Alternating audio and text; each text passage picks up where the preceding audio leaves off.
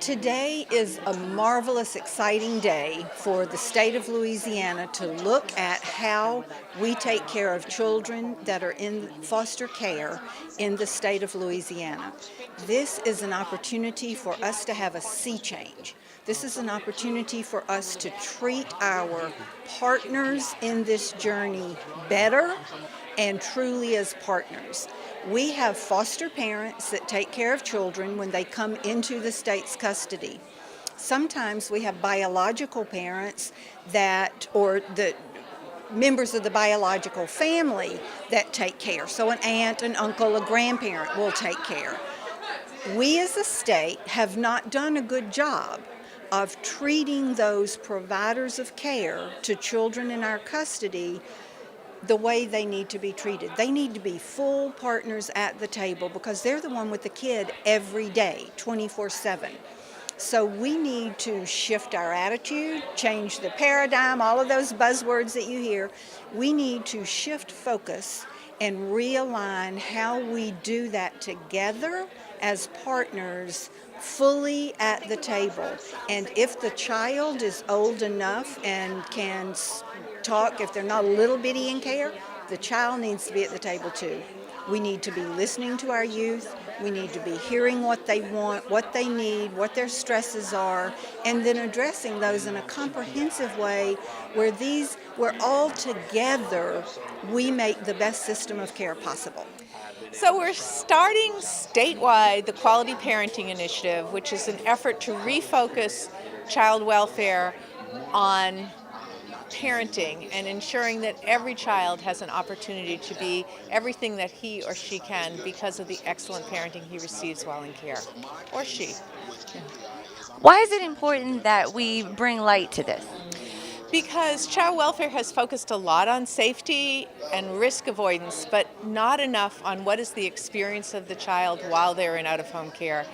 And those are years that will never be recaptured for that child. We need to make sure they are healing and moving on a great path while they're in state custody.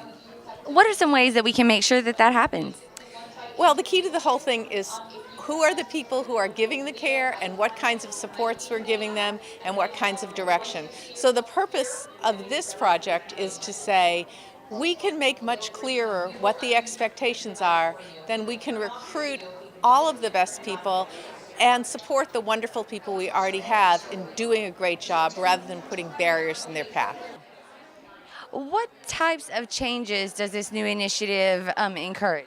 Well, we have about 4,800 kids in foster care who have come from really hard places. They've had really difficult circumstances that have brought them to the state's attention. But 400 of those children are available for adoption.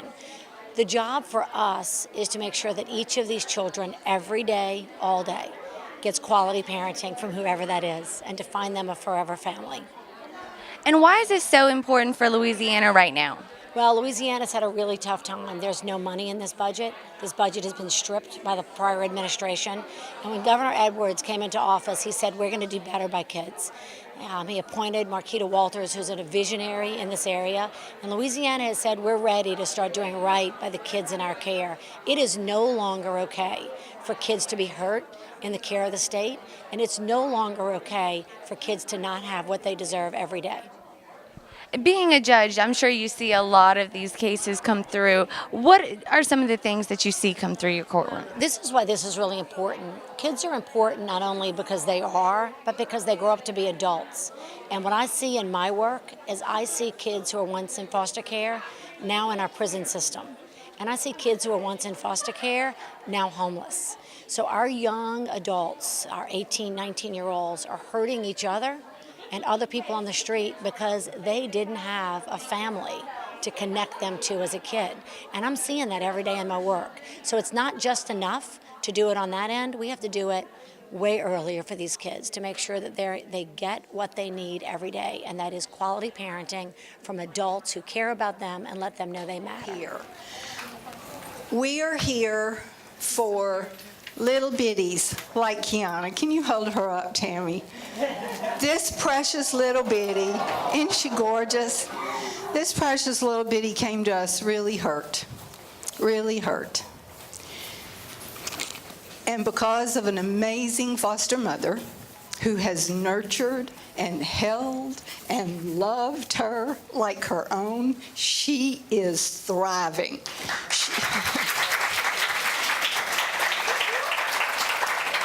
So that's what it's all about, right? Right? That's what we're here for, is to figure out how to be the very best foster parents that we can be, the very best birth parents that we can be, the very best workers that we can be. Because together, our task is to take care of the most vulnerable among us. And if we don't do that task well, shame on us.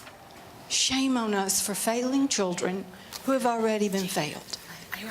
So sometimes it's really hard because we get bogged down in rules and policy and regulation and courts and visits and numbers, and we get overwhelmed with all the things we have to do, and we forget that we're doing it for babies, for children, for adolescents, like the kid we were trying to transport last night, who is struggling with identity and angry at the world and don't want to be anywhere. But we have to hold tight to that soul and make sure that it's nurtured and loved and cared for in the most compassionate and way that we can. And so what we ask of you, we as the state, of which I'm so blessed to be the secretary of the department. It's the best job in the world, and I'm so blessed and humbled and honored to hold this place. And I ask of you from that chair to do remarkable things, right? I ask you to just give and give and give and give, and then give some more. And I don't apologize, because that's what we need. We collectively, all of us, need to give that much, because the children and the families in our care deserve that much from us. And that's our job, and that's what we are called into service to do. So I'm thrilled, and I don't want to stand in the way of all the other people that you get to hear from today, most notably Carol. And I'm so excited about that, but I do want to acknowledge and honor one of our sponsors, the Pelican Center. And I have the really fun job of introducing a very dear heart friend. Mark Harris has been the head of the Court Improvement Project for about 15 years. And I first met Mark when I came to DCFS, then called DSS, under Governor Blanco as the Assistant Secretary of Child Welfare. I didn't know what the Court Improvement Project was. I didn't know who Mark was. I didn't know what much of a lot of this was. I was an outside green baby walking in the door to try to do something different, because I had been one of those loudmouth advocates on the outside saying we oughta, we oughta, we oughta. And so Governor Blanco said, okay, go, do what you oughta. And so, wow, what did I know? And one of the very first people I met was Mark Harris. And the ability to work with him and partner with him as we tried to do better work with the courts, as we tried to do better work with our staff, as we tried to train and work together. Brenda, I think your mic is on. I learned to have this incredible and unique partnership with Mark. And I would go to these big national meetings, and people would be talking about their court improvement project and, oh, what this burden was. I'm like, what? Y'all don't have a Mark? I got the best guy in the world. He is the best partner. He's always there. He says yes to everything. He explains things to me that I don't understand. I'm sitting down and going, what's an instander order? I don't know what an instander is. And we keep getting them. And so he wouldn't laugh at me like y'all are. He would just very calmly and quietly say, Marquita, it's part of the process. And then he'd explain it all. Then I'd have to ask again because I'd forget. What I know about Mark, besides being a consummate professional, is that he is an amazing son. He is a committed brother. He is a community partner that is just one of the finest humans that the God's ever made. And I love working with him and partnering with him, and I appreciate Pelican Center's support of this. And Mark, you get to come say hello. and move the study along. Good morning. Thank you, Marquita. That's wonderful. I can tell you all that I am the president of the Marquita Walters fan club for reasons I presume you now know are very obvious. But the feeling is mutual, and over the years, getting to know Marquita has inspired me to do a lot of the things that she's been able to accomplish, that we've all been able to accomplish together as a system. And I think the fact that Louisiana has one of the strongest collaborative spirits among the key child welfare stakeholders, the department and the Court Improvement Project. You know, what Marquita just mentioned to you about the relationship of those two, what we have in this state is pretty unique. And in lots of states, the child welfare agencies and the court systems do not talk to each other at all. And how they manage to do that, I really don't know. But they do, and they somehow manage to muck through it. But I can't imagine what's happening to their children and families. So we're really blessed here.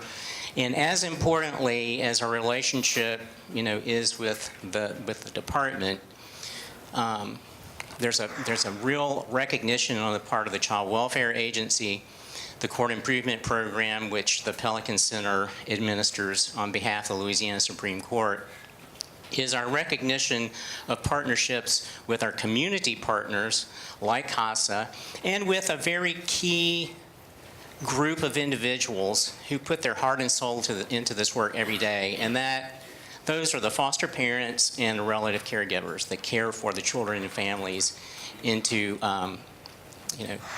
whose care we are, as a system, entrusted. So I think, this gathering is a prime example of what coming together for children and families is really about. When I look out, I see lots of faces that I've known over the years who are truly committed to this work. I see lots of new faces who I am sure are going to be inspired by the message today. And when you go out, you're going to be so anxious to get back to your office and get started on this that you're not going to know what to do, and you're going to be excited, and you're going to be talking about it. And that's what we want you to do. That's why we're here.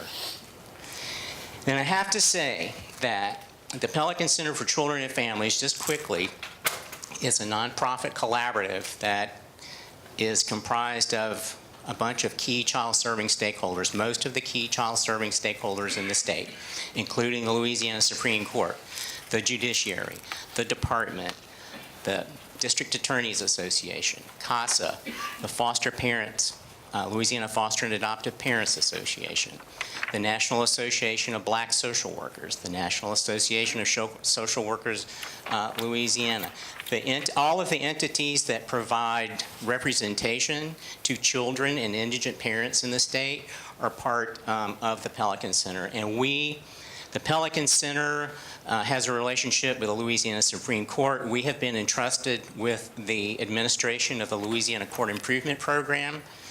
And in addition to that, we are one of the 3 partners, along with the department and Southeastern Louisiana University, as the lead university for the 7 public university schools of social work.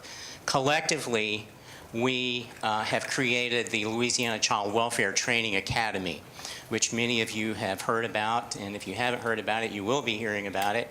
And we together are all committed to ensuring that Louisiana has a competent, qualified child welfare workforce. And when I say workforce, I'm not just talking about those who work within those individuals. When I say workforce, I'm talking about the work that we all collectively have to do to support children and families in this state. So I will not say too much more. We have a great program. A key element of our ability, of the Court Improvement Project's ability, of this state's ability to serve children and families in the way they deserve, depends on the judiciary. As you all know, the child welfare system stands on 3 legs: the Child Welfare Agency, the court system, and the community. In my mind, foster parents and relative caregivers sort of cross over all of those vectors. But a key element in our ability to serve children and families lies with the judiciary. And I'm happy to introduce to you that we have 2 or 3 wonderful child welfare judges, juvenile judges in the room today.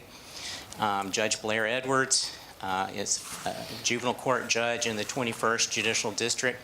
We have Judge Tommy Duplanche here, who is from the 15th Judicial District Court in Lafayette, and the Honorable Madeline Landrieu, who is a judge on the Court of Appeal, 4th Circuit in New Orleans, and she has been a key mover and groover in the concept of quality parenting.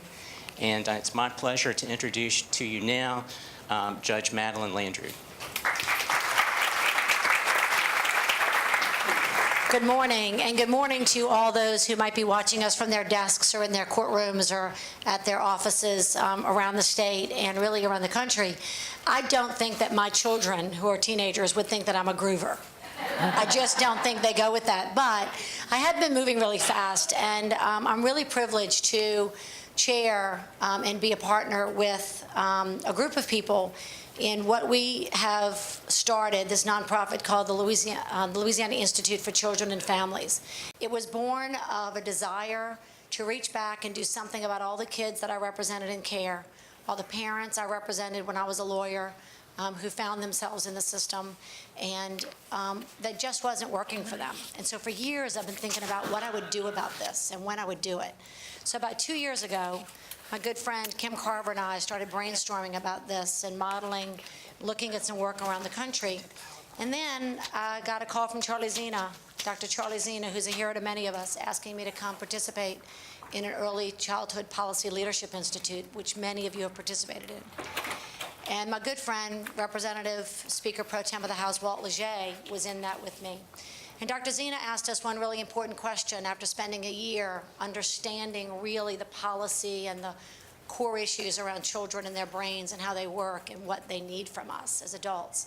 And he said to us, asked us this very simple question: what are you going to do with the power that you have, with the position that you have, with the knowledge that you have, with the friendships you have, to make a difference in the lives of children in our state? And so I looked at Walt and I said, I think he's calling on us, man. I think he just threw down the gauntlet. So Walt and I together with our friend Kim Carver started this organization, and it's designed simply and singularly to do this: to give those of you who are on the ground, working with kids, working with families, fostering kids, working in the system, our CASAs, all of our community partners who are doing the hard work, access to those who need to care about it. And that is our legislators and our governors and those with the power to make the change where it has to be. And so that's what the Institute does. And we've done that beautifully for the last year and a half. And I'm proud to say that we have formed a bipartisan, bicameral caucus in the Louisiana legislature called the Foster Care and Adoption Caucus. And it is chaired by Senator Ronnie Johns from Lake Charles and Walt Leger from New Orleans. And together they are making a huge difference so that when we call, they say, what? And we is not me, and we is not Kim, and we is not Representative Leger, we is you and Marquita. And when we go to this governor who's committed, and understand that really clearly, we have a governor who is committed to this issue and to you and to your work. And he has manifested that commitment through the appointment of Marquita Walters, who is just an extraordinary visionary leader for us. And so the Institute is pleased to have introduced to the department, and now today to you, the Quality Parenting Initiative. Because the Quality Parenting Initiative, let's be clear about it, it is not a new initiative. It's not a new piece of paper. It's not a box that we're checking off. It is not a new document. It is not a new mandate. It is not a new step in the process. It is, in fact, a new way of thinking about kids in our care. And the way we're going to think about kids in our care is that kids every day, whether they're in their own family or in a foster family or somewhere in between, and sometimes that's on the streets. Sorry. They deserve quality parenting every day by the caregivers who are delivering that. And the parents in their lives can't be fighting about that. All those caregivers can't be fighting about that because the child deserves quality parenting every day. And so this isn't a new idea. It is simply a new vision and a new approach that's sustainable, and your very presence here tells us that you're ready for it and you want it. We've been in Lafayette. We had a packed house for 2 days. We've been in Covington. We had a packed house for 2 days. And this here is our statewide kickoff. And so I am so proud to introduce to you my good friend Carol Schofer, who has launched QPI all over the country. Carol is a lawyer. She actually has, she took the bar in Louisiana and was a Louisiana barred lawyer, we're proud to say. Did a lot of her early work, but she's with the Youth Law Center in California. And she did just so many years and years in this work and thought, nothing's really happening, nothing's working. And so she launched this Quality Parenting Initiative, and a couple of months ago, we sat around a table, actually, Renda, I think it was, 2 years ago maybe, right? 3 years ago, that we sat around a table and said, what? And we really had to wait. You know what we had to wait for? We had to wait for a governor who cared, and we had to wait for a secretary that would deliver. And so as soon as John Bel Edwards was elected governor and he appointed Secretary Walters, we called Carol and said, this state is now ready. So I'm very proud to introduce to you Carol Schofer, who's going to lead us through today's work. Carol, please join me. Please give her a round of applause. Thank you.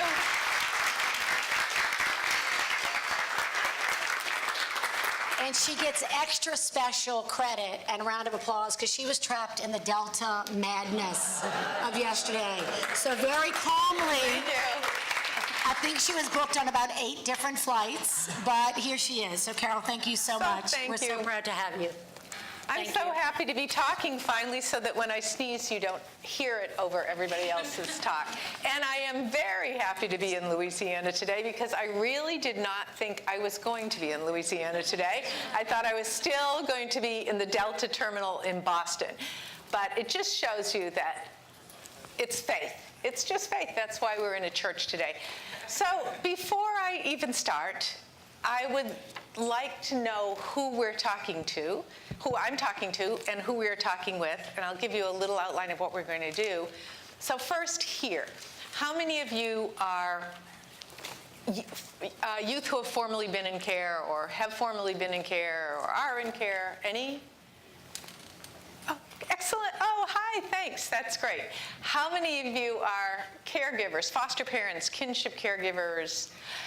This is so great. Okay, I hope those of you out in cyberland, you can't see this, but that's a lot of people. Raise your hands again. Maybe they'll figure out a way that they can see you. So terrific for you all to give up your time and drive all the way out here. I really appreciate it. How many of you are caseworkers, licensing workers, line staff who work directly in the field? Also amazing. I just want you to know, we've got people from all over the country watching, and they would be so jealous if they knew how many of you were here. That is great. How many of you are administrators, leaders, child welfare leaders? Great. Judges, I know. Judge Duplanche, I see. Judge Edwards, I can't see, but I know she's here. And, oh, here she is. She's right in the front.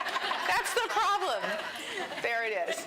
See, I'm looking. So this is, when you look too far in the future, that's what happens to you. So who have I missed? Casas, GAL. This is great. And how many of you are from this area? I'm going to say Lafayette, Covington, Baton Rouge. And how many are from outside of these areas? Wow.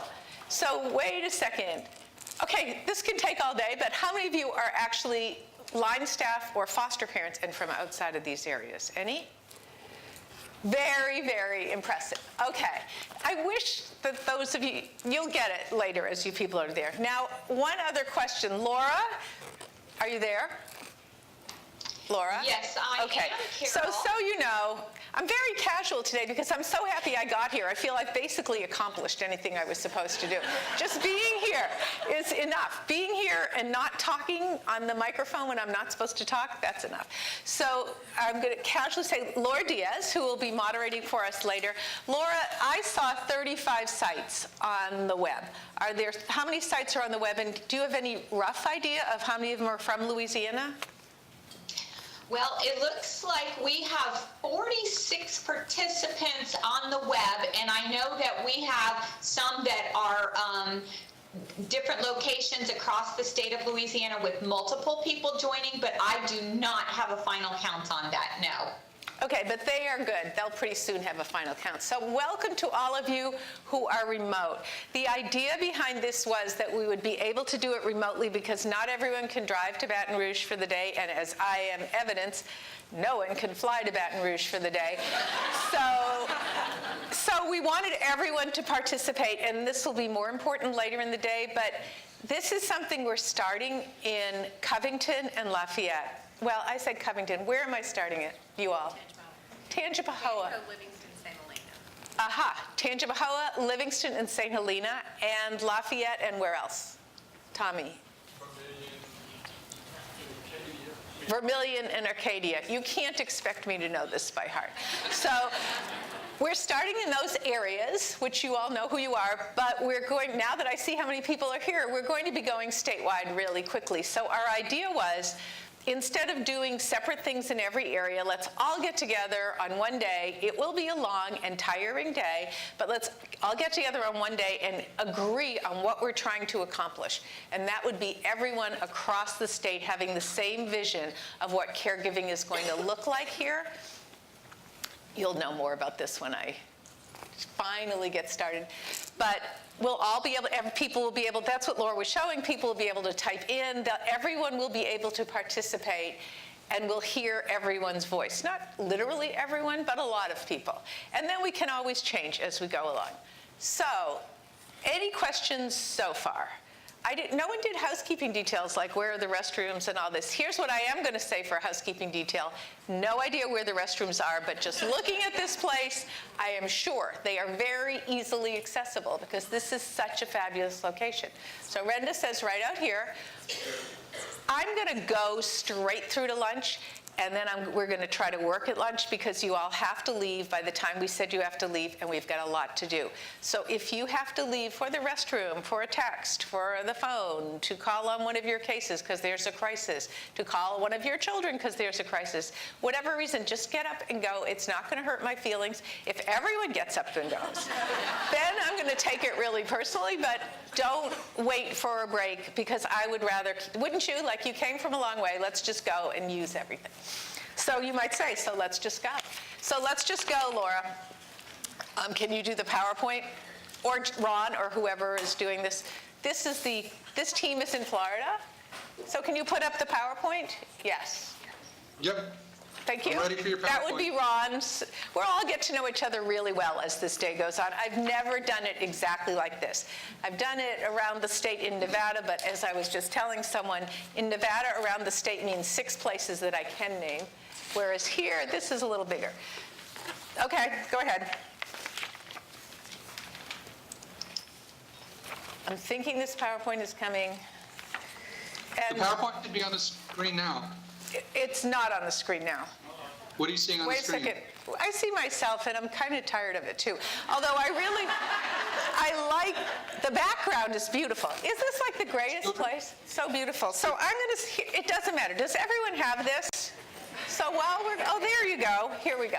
So this is called QPI, Quality Parenting Initiative. I am looking to Louisiana People in Authority. It may be from now on called QPL, Quality Parenting Louisiana. Why? I want you to still think of yourselves as QPI, because QPI is a national movement, but years ago when I made this name, Quality Parenting Initiative, I thought this is an initiative, we're going to do it for like a year, and it will just, then we'll move on. But it turns out that you don't do it for a year. It's a different way of doing business, and it lasts for years and years. So I shouldn't have called it an initiative, plus you all hate initiatives because there's so many initiatives. I wish I didn't, but you know, as someone said to me, but look at that eye with the cute little circle. How can we get rid of that? We can't. So every state can call it quality parenting. There's a quality parenting Milwaukee, there is a Quality Parenting Cuyahoga. It will be Quality Parenting Louisiana, but you'll be part of the QPI movement. So now, thank you. See, that's great, Ron. So here is why we are doing this. We are doing this because we have to recognize how critical, just as Marquita said, how critical every day is in the life of a child, particularly a child who has been hurt, separated from their family, who has gone through a lot of challenging experiences. Every day is really important. It is not okay for us to feel like we are going to get your parents better and then we'll return you back and everything will be perfect. Or it's not going to work out, you're going to go to your permanent home and then everything will be perfect. There are too many days in life to say that's going to happen. You will never be 3 years old, 2 months, and 1 day ever again. And every one of those days has to be a day you are moving forward to where you want to be and where you feel, happy to have you right in the front here, where you feel safe and cared for and that you're living with people to whom your well-being makes a huge difference. So the only way to get that, to me, is for caregivers to be doing it. It would be nice if Marquita, who is so caring and compassionate, could make that happen with a rule, a regulation, or a policy. It would be nice if I, from San Francisco, could say, this is it, magic wand, everyone is going to be cared for. But you know that's not what happens. What happens is the people who are doing the caring are the people who are making the biggest difference in children's lives. And the insight that led to this is that we have not paid enough attention to what those people's responsibilities are, making it really, really clear what the expectations are, and even more importantly, because a lot of people have their own expectations, making sure we do everything in our power as a system to be sure that every child can have excellent, developmentally informed parenting every day. So developmentally informed takes away from the emotion. It sounds so clinical, but it's really important because things have changed even since I had my kids. So, by the way, I got this dress for my son's wedding, who is married, so you can see it's quite a while since I had little kids. So even since he was a baby, we know so much more. And I, every day, think, if I had only known this, some things would have been better. I wish I would have. This was such a mistake. We need to use that information for our kids now. We don't want to be 10 years from now regretting that. We need to get that information to the people who need to have it, which is the people who are doing the work every day with kids, not just the people who are making policy, not just the trainers. That's why I assume the Pelican Center is supporting all of this additional training, but this is why we are focusing on excellent developmentally informed parenting. So the next slide is why parenting, because I forgot to say that I can never follow a PowerPoint.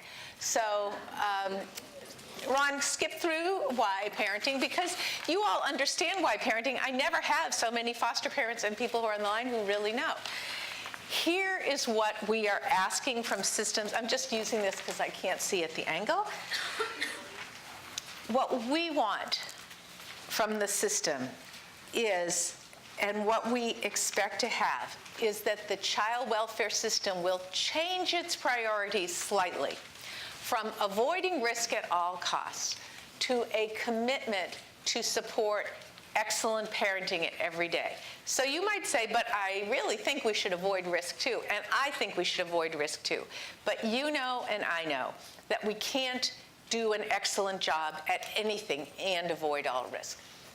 So what we want is to put the needs of the child first and the needs of the system second. You would think these would be the same needs, but they're actually not because I'm looking at Renda. Her needs and her priorities are the same, but I'm saying that the needs of the system as a whole are for avoidance of risk. Where is the press here? Staying away from the press, except for great press like this. Avoiding the legislature yelling at us. Avoiding our bosses yelling at us. There's a lot of things we avoid doing because of risk, and as a result, people like my object lesson right here, who is sorry she sat in the front row, I'll tell you right now, or the baby, you can't have a great life if you never take any risk. You can never achieve really highly. You can't have anything exciting and fun happen to you if you're always afraid of risk. So we need to have a commitment to put the needs of the children first, which means putting our resources and trust in the people who are doing the caregiving, and that will result in more families who are willing and able to be excellent foster parents. We need more, but we don't just need more. So, and how many of you do recruitment? Recruitment, retention, support. So always it's the number, like, well, we need 82 more beds. We need 57 more beds here. What are we going to do? We don't have enough beds. And what this project is saying is, yes, we need more beds, but we need more families, but we don't really need more beds. We need more people who can provide excellent care to our kids. And if the choice is between having excellent and numbers, we should always go with excellent. And that is because not only from the point of view of a child, they don't just want a bed, they want an excellent family to live with, but also because if we have more excellence, we will have more families naturally. Excellent people want to follow other excellent people. And honestly, being a foster parent or a caregiver, in my mind, is the most rewarding, important job that anyone can ever give.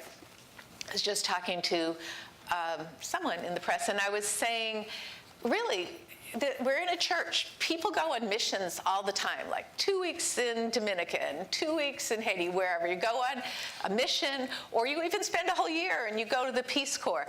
You can't make a quarter of the difference, a tenth of the difference in any of those jobs that you can make as a caregiver. And really, if we can demonstrate that what we're having is excellent, we have excellent people doing this, which we already do, but we have more excellent people, that we're supporting those excellent people and fully respecting them, we will get more people, because whoever is doing that mission, they should want to do this. Even if they do it only once with one child, they should want to make this difference. So here's how we're going to do it, and I'm going to try to go quicker, although, of course, I feel I should talk for a long time because it took me so much to get here. But here's what we are going to do. We are going, yeah, perfect. That's perfect, Ron. So we're going to recognize that caregivers and social workers and, to be honest, birth parents, but especially right now, caregivers and social workers are professional partners in healing children and families. They are not one professional and one babysitter. They are not one client and one professional. Both people are doing very critical professional jobs. So when I say professional, someone said to me in Minnesota, I really object to that because I don't think that foster parents are paid. It's just reimbursed. I understand, but you don't have to be paid to be professional. I mean, you can go and be a volunteer attorney doing death penalty work, and you're very professional. It's not to do with whether you're paid. It's to do with whether you're skilled, committed, constantly learning, putting yourself on the line.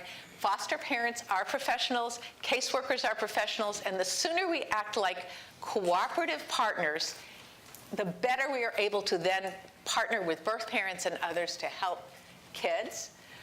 The second biggest thing, this is actually the biggest thing about this work, is that I believe the people in this room, given whose hands were up, are the people who know the most about how we can fix this system and be sure that we have excellent parenting. The people, the further away you get from the child and the line, the less you honestly know, which is nothing against Marquita and Rendo, who I'm sure were on the line at one time, but they don't know anymore what is going on in daily life. And when people make policy and set practices, like myself when I used to do litigation, that governs what you all do without listening to you all, then we wind up making mistakes. Not being mean, not being harsh, not being unreasonable, just making mistakes because we don't know how it will really work out. So this project is all about you all saying how you think things should change in order to make this work the way that we will all agree it should work. And as I said, this is one thing you can feel very, very confident of, given that your leadership is here, having the leadership respond. So the idea is, the knowledge rests with the people on the line. The power often rests with people far away from the line. We're going to equalize that. And even having the judges here is a really great example of that because it's hard for them to know what is really going on every day. People don't tell judges, I'm not saying people perjure themselves, but I am saying you don't tell judges the whole truth. You tell them what you want them to know. And they really need to know the whole truth also, and we've already started making changes in the courts around this. So I'm going to quickly go through these long-term commitments, which is the next slide. doesn't even fit on the slide, but the main thing is that the agency, we are all agreeing to give a priority to parenting, to involving involving caregivers in decision making, which we'll talk about more. I'm going to just skip this slide because you know what, I want to hear from the people away from here, and they will tell you everything that's in that slide. I will just tell you that the way we do this is by setting a brand, which we're going to do today. So I'm going to talk about this slide because it matters. The brand, when I say a brand, what I'm saying is everything everyone thinks about. So those of you from Lafayette and Covington, sorry to be saying this again. Here's one of the things I think is wrong. The brand foster parenting is not a good brand. It does not represent what foster parenting really is. And when I say a brand, I don't mean like the logo or even the ads. What I mean is, what do people think about when they think about foster parenting? And one of the big problems is nobody even understands what it is. Like some people think, well, I think it's like an adoptive parent, I'm not really sure. Some people think it's like people who do it for the money and they're really just exploiting kids. Some people think it's saints, but nobody really knows until they're in the system what a foster parent is. I did not believe this until I was talking to my friend who was asking to help me, and she said, seriously, I didn't know any foster, I thought they all had to adopt. I didn't know. You mean they work with birth parents? So that was just a person on the street really interested in helping. We are not clear enough in knowing what it is exactly that we think foster parents or kinship caregivers should be doing, and then communicating that message. So today, we're going to talk a lot in order to create this brand, which is a way to communicate, but it is also a promise. So if I come out, who are the foster parents again? Raise your hands. I'm not going to go just to the front row like I always am going to. But all right, so you all foster parents. If I recruit you and say, here's what, I want you to be a really respected partner. I want you to be part of our team. I want you to make a difference in kids' lives. And then I don't follow through on any of that, then I have broken my promise. And you are going to tell every single person you know, never be a foster parent. Or, and you're nodding right now because you're telling them already, or you will be, just saying, if you went into it for one thing, you might say, I'm going to stay with this forever because I love it, but I can't advise my friends because there's too much, people stand in your way, they don't respect you, you don't get the information, I can list these things because it's not here, it's everywhere. You don't get the information you need, you don't get calls back. Don't do it, I'm doing it, or other people will see what you're doing and go, I will never do that. I see the aggravation that you go through. I see how sad it is when children leave. I'm not going to do it. We need to make a promise and keep a promise that this is going to be what we decide it should be. And it does not have to be the way it is right now. And that's what you're going to actually, I keep forgetting, I've got 9 people who are going to tell you that it doesn't have to be, these things don't have to be true. It doesn't have to be that people don't get information. It doesn't have to be that people don't get calls returned. It doesn't have to be that kids move with almost no notice. If we focus on making parenting the most important thing, these things will naturally follow. So I can have the next slide. As you can see, I'm not used to doing the slides this way. Usually I fool around with them myself. So basically, again, this is the same thing. This brand is the commitment that you had on the first slide to putting the needs of children first. And the needs of children, we will talk about this today. You will tell me what you think. But the needs of children all have to do with this. So how am I doing for time, Laura? And go to the next slide. 2 things at once. Okay, so I don't know how I'm doing for time, but I will say what we're going to do is therefore for foster, are you guys with me so far? Do you understand what I'm saying? Okay, partially because you heard it all 2 weeks ago. But so we're going to, how about the people who've never heard it? Do you understand what are you with me? Okay. So we are going to today set clear expectations.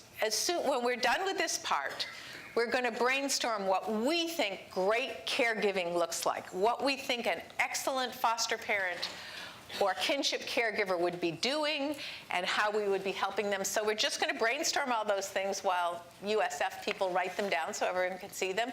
And you, whoever sites are, wherever you are, unless you're my aunt, in which case I say hi, everybody else, if you are watching, we're going to get your input back Also, we're going to hear from everyone, what do people in Louisiana think great caregiving looks like?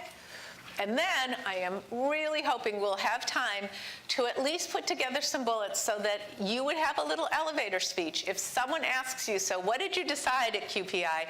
What is caregiving going to be? If we have time, we'll have 3 sentences. If not, we'll have 3 or 4 bullets. But we're going to know clearly across the state, this is what we're recruiting, training, supporting for. This is what we are going to be wanting. And then this is the part that takes the many years. But we're going to start in September in Covington and Lafayette and then go across the state. We're going to look at your existing system locally and statewide and saying, if this isn't happening, why isn't it happening? What could we do to help people do better? What things do we have to change to make this happen? So often, one of the things you have, just to give you an example, one of the things you have to change is if we want people to do a great job taking care of kids and supporting their families, we've got to give people more information. Confidentiality has to change. We can't say you're a full member of the team except we don't give you any of the information the rest of the team has. So that's an example. And it's another example to me, and you don't have to work on that. I'm just saying this is what other people have worked on. Another example to me is if we say, we really want this to be a home where the child feels totally loved and cared for, looking at a different child right now, feels totally loved and cared for at all times, we cannot say, but you know what? If a judge orders it, we're going to remove you with absolutely no notice. We're not even going to pack up their things. You're never going to say goodbye. That's it. You can't maintain. You can't keep on loving people and getting your entire family involved in loving children and having them disappear from your life. So we have to realign the system around supporting those expectations. A really good start is that training academy that the Pelican Center is talking about, which is going to provide much more information. So you've already done that.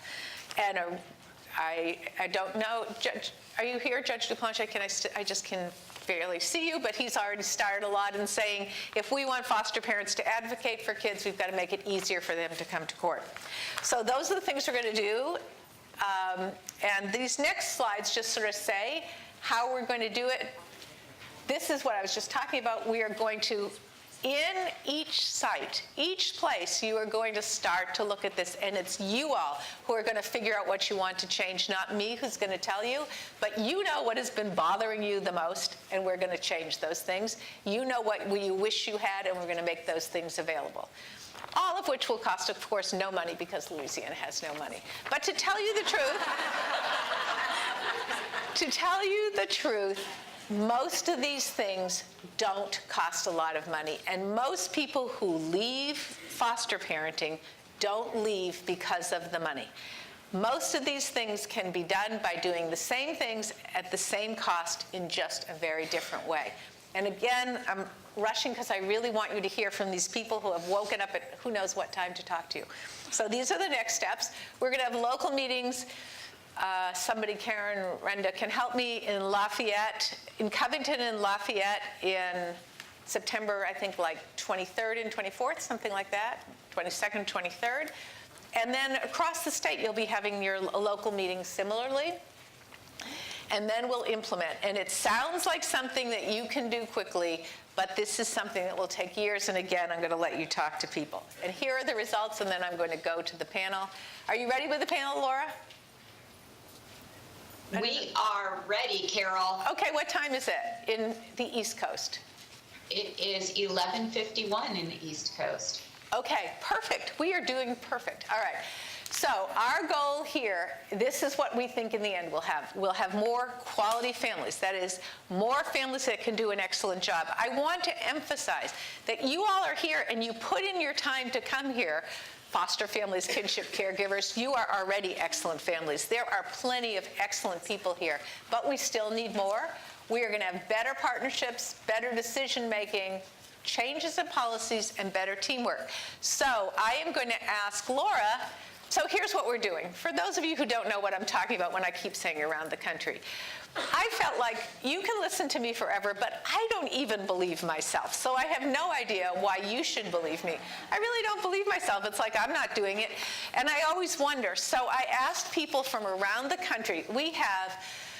I think right now 55 or 56 sites around the country, which include all of California, most of California, all of Florida and Nevada, and various other places which you will see. And how can people get involved? So there's a lot for everybody to do. Everybody can't foster a child, everybody can't adopt a child, but there is something for everybody. Children need, most of our children go from placement to placement with everything they own in a bag.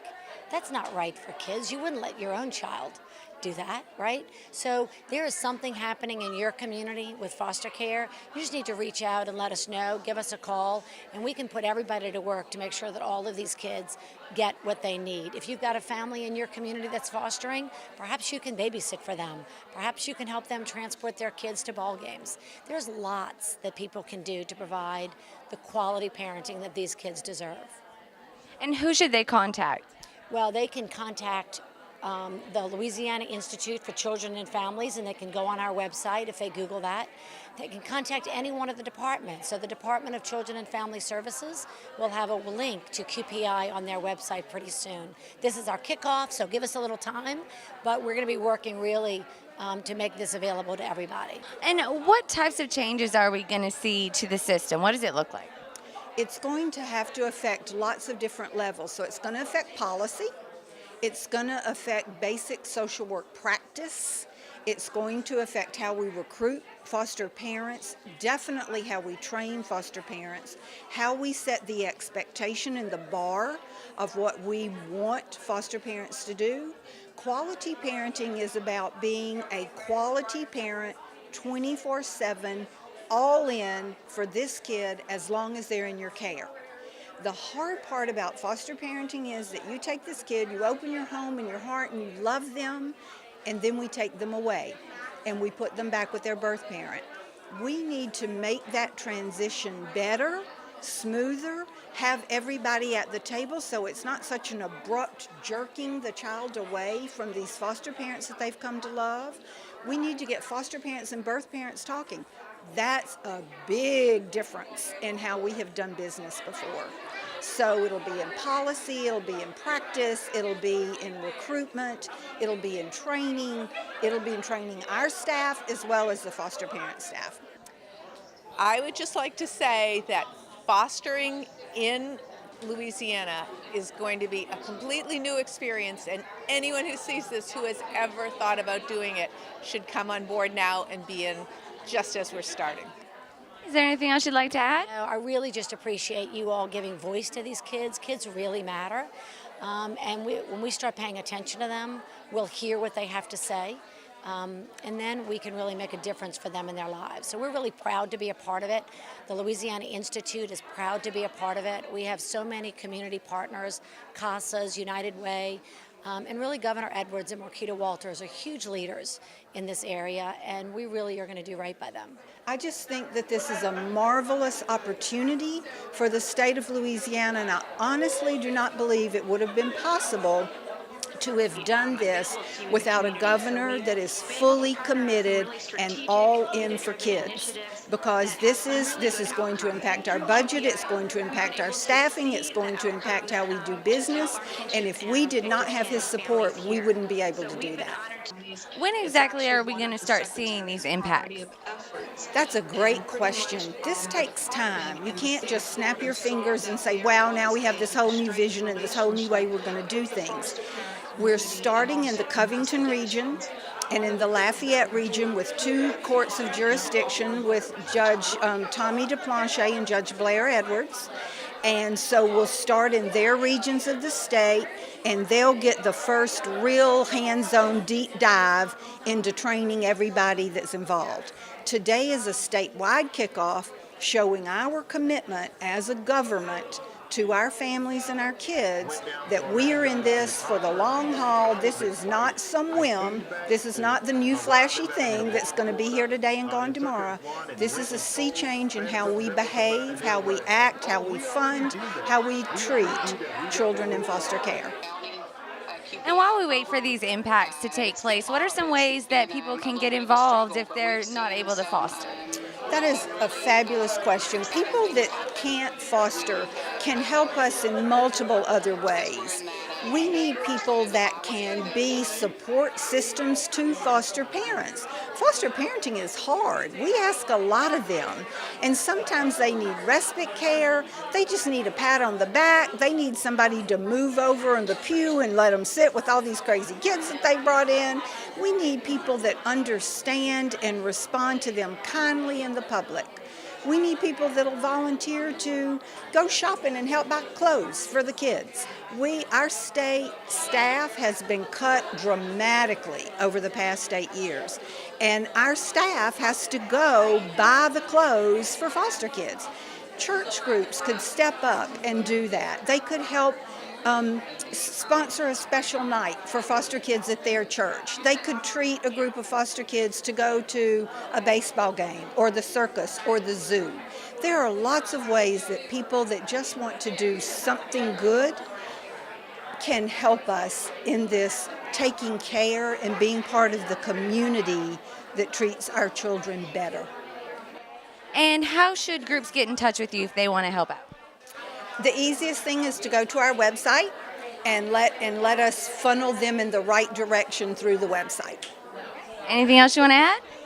We're just excited about today. I'm so excited that so many of the foster parents came, that we have judges here, that we have birth parents here, that we just have people from all across our system, our own staff. This is asking a lot of a staff that has really had a hard time in the past 8 years. We've been cut, we've lost people, they don't have adequate transportation, they've got horrible technology systems, and here we are asking them to do even more, to take a deep breath and to come back bigger and stronger and harder. And they're doing it, and they're excited because they are called to this work. That is what is so important for people to understand. Coming to work for this department is a calling. You don't come here to get rich. You sure don't come here to get good press, because that doesn't happen. You want to give, you want to see a difference in families' lives, and you are really committed to being part of that difference.